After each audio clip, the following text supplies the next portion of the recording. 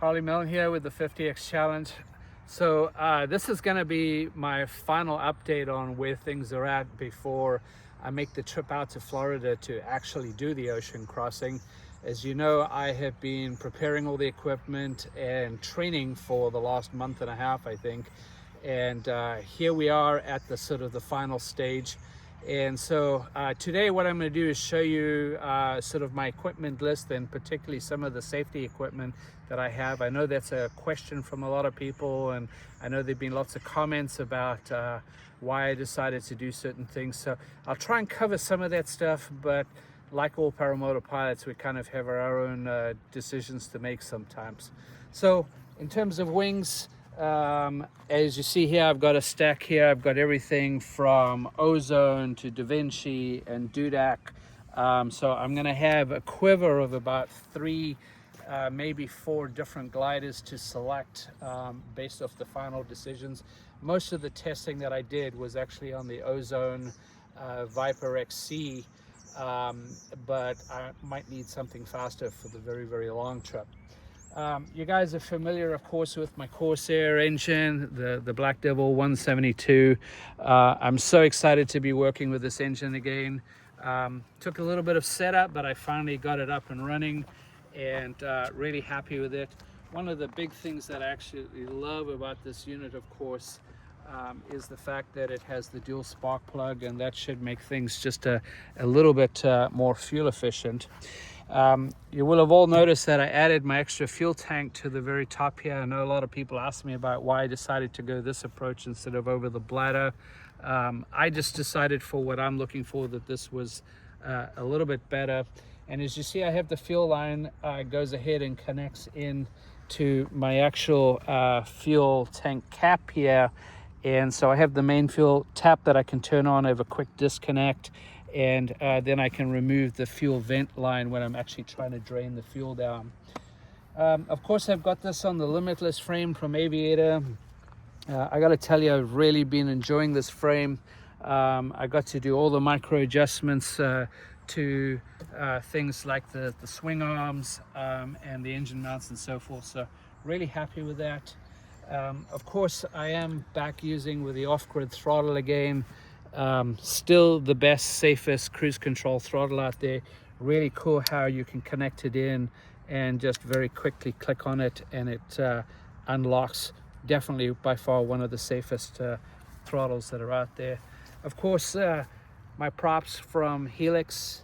Love Helix. They've actually been fantastic to me over the last few years. And I'll have a surprise for everybody when we get to Florida. I have a couple more props showing up, and I think there's some cool branding on them.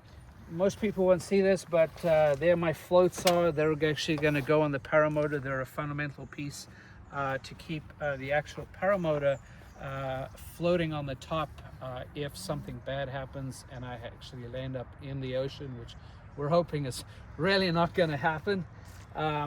My reserve here on the side, most people know that I normally fly with a front mount, but the decision this time was to move it to the side, predominantly because if I have an emergency and I need to be able to land in the ocean, I need to be able to get away and out of the paramotor itself as I hit the water, and then be able to get back to it and use it as part of my visibility so that people can actually find me. You would have actually seen, I don't know why that blew over, but there you go, Corsair. Sorry, it blew off. But you would have all seen that I had a dry suit connected. So this is one of my flotation devices, but this is the one I'm actually going to be using versus the one that you saw in my earlier videos, which is twice the size and twice the weight. So I was able to get through my buddy Bill his sailing dry suit, and this is much better suited for what it is that I'm trying to do here. Of course, my helmet's all set up with my aviation band. I'm using the micro avionics again, as I've done in previous times, so pretty happy with that. Some gloves, some extra head connectors so that I can hear my phone quite clearly. The other part that's super critical to my flotation and my safety is, of course, my life vest. So basically, as you see here, there's redundancy between flotation from my dry suit to actually having a life vest. And then I have an EPIRB here. This is my personal beacon, so that once I get to the water, this will automatically activate and notify Coast Guard that I landed in the water and send me some help. So hopefully I won't need that. My Garmin InReach is a second form here. I have a dye pack as well so that I can be visible in the water. And then of course all my radios here actually have aviation band radio as well as a marine radio so that I can talk to people once I'm in the water. And I had a special antenna created for my aviation band, which is going to give me much better reception than your standard little rubber ducky. So that's a very big part of my safety there. Of course, some glow sticks, some stuff to help keep me warm here. These are quick disconnects, so I can go ahead and put these in. This gives me the ability to quickly disconnect my my wing if necessary. I have batteries here that are going to help support my ADS-B from Avionics. So this is my aviation tracking, and one of the ways that people will be able to follow me as I'm going. So between my aviation tracking and my InReach, those links are going to be posted very shortly, and you'll be able to follow me live as I go ahead and do that. My Sentry is my ADS-B in, so that I get to see all the other aircraft that are around me. And then I have some strobes from Aviator, and actually have one more coming from Hunter Strobes. And last but not least, I'm going to need this to be able to get in and out of the country. So a critical portion of that is my paperwork to make sure that I can legally get out of the United States, and more importantly, hopefully back.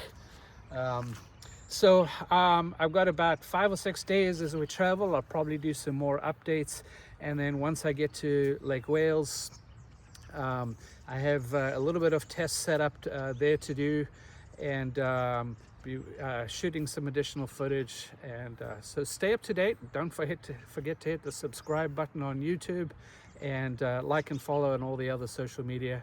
And thank you for following along again.